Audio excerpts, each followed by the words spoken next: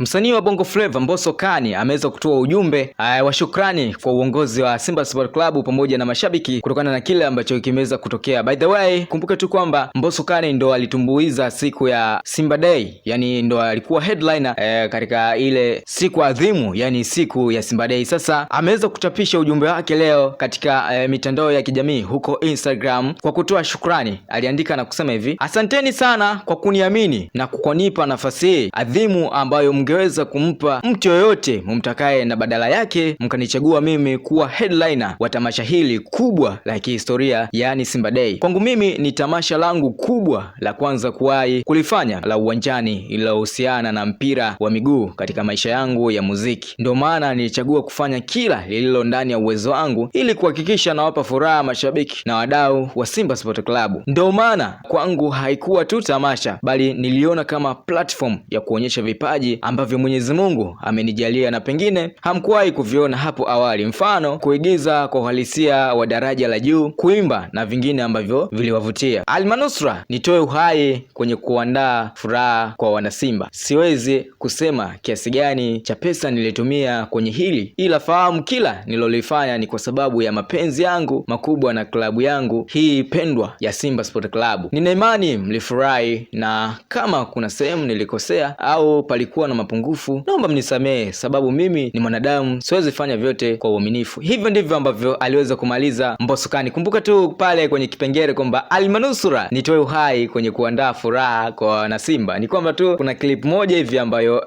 ilikuwa inasambaa katika mitandao ya kijamii, ambavyo hata yeye mwenyewe aliweza kuiposti alivyokuwa anapiga zile scene zake za ile movie ya Mad Max. Kuna sehemu aliweza kuanguka, yani alijigonga na kuangukia kwenye maji, hivyo mwisho siku alifanya namna fulani iliweza kumuokoa. By the way, kuna namna hivi aliweza kuhatarisha maisha yake. Lakini pia kitu pekee ambacho nimeona mashabiki wameweza kuappreciate, mashabiki wameweza kumpa maua yake. Nimeona comment ambazo zikimsifia Mbosso Khan, lakini pia comment ya kwanza pale kabisa nimeona Ahmed Ali akisema mwakani tena kaka, kikubwa uhai, yani maana yake ameweza kumpa shout, alafu pia ameweza kumwambia ikiwezekana mwakani utaweza kutumbuiza tena, yani utapata chance kutokana na kile ambacho umeweza kufanya. Kumbuka tu hii ni Mponela Updates, nenda pale YouTube andika Mponela Updates kwa ajili ya kupata updates zote ambazo tunafanya vizuri. Bye bye.